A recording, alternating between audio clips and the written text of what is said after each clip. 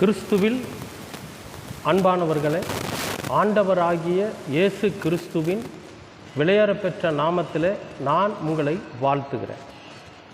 கர்த்தர் உங்களை ஆசீர்வதிப்பார். இன்றைய அனுதின உணவில் சங்கீதம் 91 அதிகாரம் 15வது வசனம். அவன் என்னை நோக்கி கூப்பிடுவான், நான் அவனுக்கு மறு உத்தரவு அருளச் செய்வேன். ஆபத்தில் நானே அவனோடு இருந்து அவனை தப்புவித்து அவனை கனப்படுத்துவேன். அன்பானவர்களே, இந்த நாளில் கர்த்தர் நமக்கு கொடுக்கிற வார்த்தை, ஆபத்து நாளிலே அவனோடு இருந்து அவனை தப்புவித்து அவனை கனப்படுத்துவேன். ஆபத்து நாளிலே நம்ம கூடவே இருப்பார் ஆண்டவர்.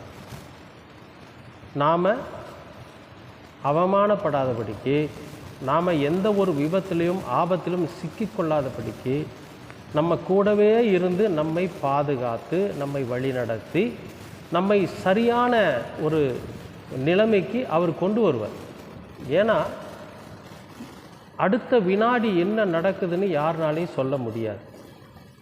நம்ம ஏதோ ஒரு பேருக்கு நாளைக்கு வர்றேங்க, நாளான்னைக்கு வர்றேங்க, அடுத்த வாரம் பார்க்கலாம், அடுத்த மாதம் பார்க்கலாம் அப்படின்னு நம்ம வாயில் ஒரு நம்பிக்கையில் சொல்கிறோமே தவிர, உண்மை என்னென்னா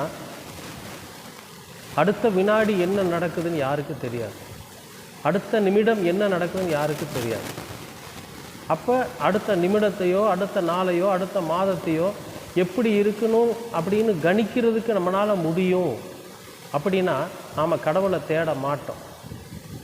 ஆனால் எந்த சூழ்நிலையில் எது நடக்கும், எத்தனை நாளைக்கு நம்ம இந்த காரியத்தை இந்த உலகத்தில் வாழ முடியும், அதெல்லாம் யாருக்குமே தெரியாது. எப்போ எது நடக்குன்னு தெரியாது. ஆனால் நம்ம சௌக்கியமாக ஆரோக்கியமாக இன்றைக்கி வரைக்கும் இருக்கிறோம், இனிமேலும் இருப்போம், பாதுகாப்பாக இருக்கணும் அப்படின்னா கடவுள் நம்ம கூட இருக்கணும். கடவுள் நம்ம கூட இருந்தால் தான் நாம் எவ்வளோ பெரிய ஆபத்தில் சிக்கினாலும் நம்மை அவர் பாதுகாத்து கொள்வார்.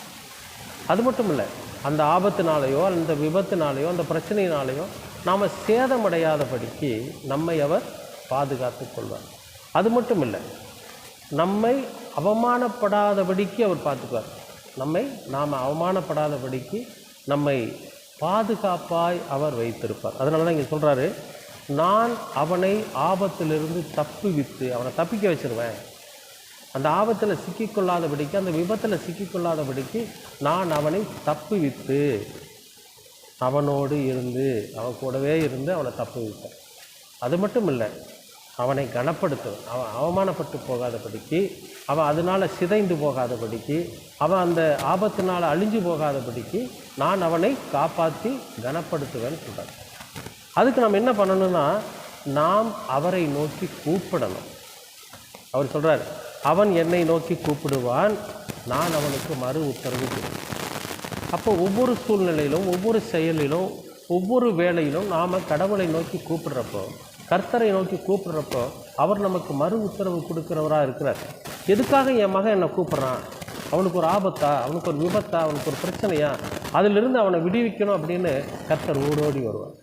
அன்பானவர்களே, இந்த நாள் அனுதின உணவில் கர்த்தர் நமக்கு கொடுக்குற வார்த்தை, நாம் ஆண்டவரை நோக்கி கூப்பிடுறப்போ அவர் நமக்கு மறு உத்தரவு தருவார். அது மட்டும் இல்லை, எவ்வளோ பெரிய ஆபத்து பிரச்சனைகள் வந்தாலும் அதிலிருந்து நம்மை தப்புவிக்க அவர் வல்லவராக இருக்கார்.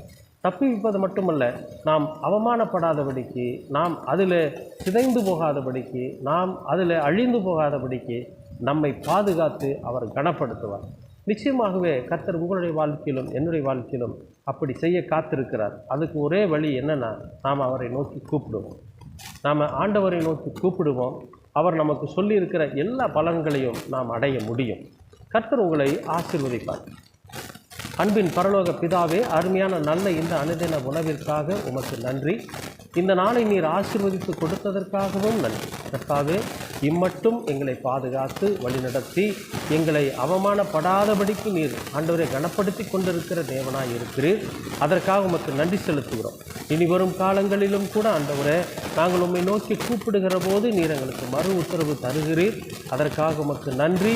மறு உத்தரவு கொடுத்து எங்களுடைய ஆபத்துகளிலும் எங்களுடைய விபத்துகளிலும் எங்களோடு கூட இருந்து எங்களை பாதுகாத்து எங்களை கனப்படுத்துகிற கிருபைக்காக உமக்கு நன்றி செலுத்துகிறோம். தொடர்ந்து உம்முடைய அன்பும் உம்முடைய இரக்கமும் உம்முடைய கிருபையும் உம்முடைய பாதுகாப்பும் எங்களோடு கூட இருக்கட்டும். இரட்சகராம் இயேசு கிறிஸ்துவின் வழியாக கேட்கிறோம் நல்ல பிதாவே. ஆமென், ஆமென்,